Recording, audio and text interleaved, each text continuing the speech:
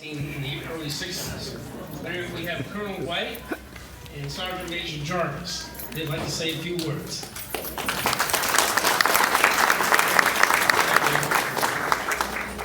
Thanks, ladies and gentlemen. I'm just going to read a letter. This letter's from Glenn's very good friend, John Taskey.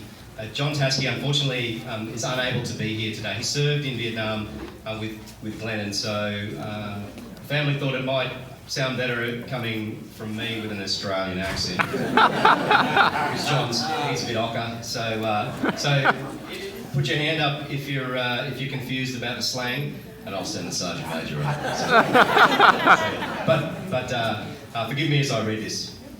Dear Pat, family and friends of Glen Eure, oh how I wish I could be there with you all today to bid farewell and Godspeed to one of the finest soldiers, the finest of men that I have ever known. To say that it is an honour and a privilege to have known him, to have served with him, and to call him a friend is such a massive understatement in this age of hyperbole. Glenn was much, much more than a friend to me. He was my mate. Let me tell you what that means to an Australian.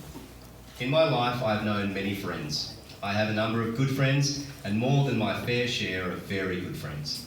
But I only have two mates, and Glenn was one of them. The concept of mateship was there in Australian culture since the harsh beginnings of first settlement.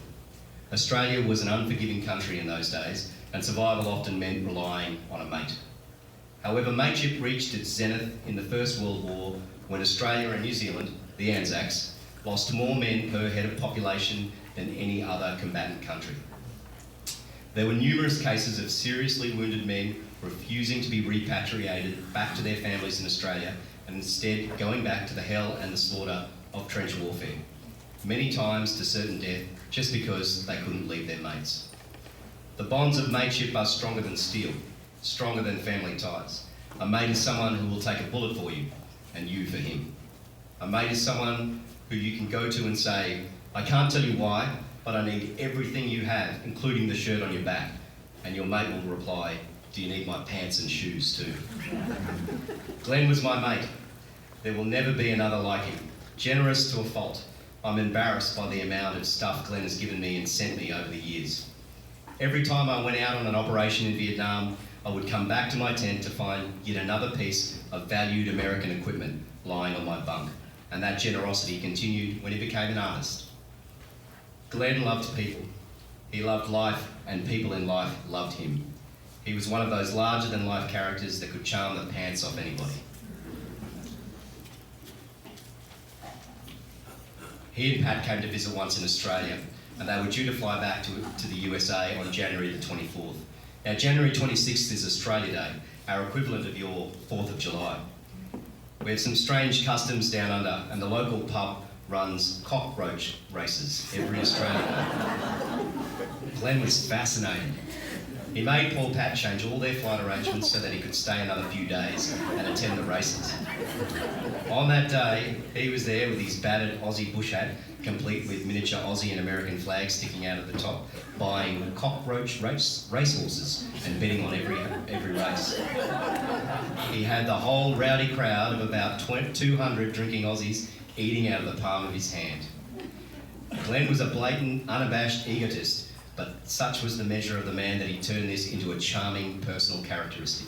When his battery of 155mm mobile howitzers joined the Australian Task Force in Vietnam, like all armies, our units had signs to identify them.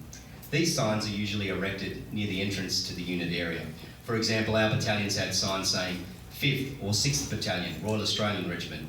Our artillery regiment had a sign saying 1st Field Regiment, Royal Australian Artillery.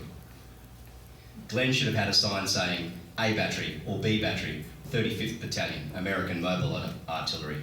Instead, he had a huge sign, at least twice the size of ours, proclaiming Eure's Battery in large cardinal letters right across the top of A Battery and the 35th Battalion in small letters. Helicopter landing pads throughout the Australian Task Force area also had names. The main Task Force pad was called Kangaroo Pad. The 5th Battalion, who had a tiger as their mascot, had Tiger Pad. Glen Eure's battery had Eures pad. With the name Eure spelled out on the ground in huge letters formed by the belting of empty canisters of the 155 shells into the earth and painting them a brilliant orange. From the air, Eures pad could be seen for miles. Every man in the Australian task force of some 6,000 men knew Eures battery. Everyone knew Glenn Eure. Everybody loved him. With his cheeky grin and that twinkle in his eye, he could charm anybody. But all that charm, all that tongue-in-cheek egotism, all the generosity and love of people could not hide the professionalism of a true soldier. Glenn was a patriot. He was passionate about his country and his flag. He had served in the Korean War and had a previous tour in Vietnam as an advisor with the Montagnards before he joined us in 1966. He was personally chosen by General Westmoreland, the general in charge of all Allied forces in Vietnam at the time, to head the artillery unit that would be embedded with the Australians, and Westmoreland could not have chosen better. To my knowledge, Glenn's battery never made a mistake while he was in charge. On the 18th of August 1966, Australia had its largest single engagement of the Vietnam War, when 108 men of Delta Company, the 6th Battalion Royal Australian Regiment, faced off against 2,500 mainly battle-hardened North Vietnamese regular army troops. At the very beginning of the battle, the enemy mortar and recoilless rocket base had zeroed in on our position and were about to cause high casualties. They were out of range of our smaller guns, so Glenn engaged them and was spot on with his very first rounds of battery fire. He saved many Australian lives that day and contributed significantly to what was a magnificent victory. Of the 108 men of Delta Company, we lost 18, all lying behind their empty weapons facing the enemy. Estimates vary, as most of the enemy bodies were carried off the field that night, but it was calculated that up to 1,500 of the 2,500 enemy soldiers were killed and 800 wounded. The two enemy regiments involved never recovered enough to mount another attack during the whole of the Vietnam War, and Glenn played a pivotal role in that battle. Don't get me wrong, Glenn was no saint, but to me he did epitomise all that is good in a soldier, all that is good in America, all that is good in man. Irvin Yalom, our author and professor of psychiatry at Stanford University, once said that no one is truly dead until they cease to exist in a living person's memory. Glenn, you are still very much alive in the collective memory of all here today. And while I'm alive, I'll never stop talking about you and the adventures we shared. God, if you want America to be loved, respected, indeed revered around the world, as you deserve, please send down more Glenn Eures. So farewell to Glenn, father, loving husband, artist, quintessential soldier. I'm sure God has reserved a place for you in heaven. But if he hasn't, I will follow you to hell, because heaven would be no fun without you. Your Aussie mate, John Tassie.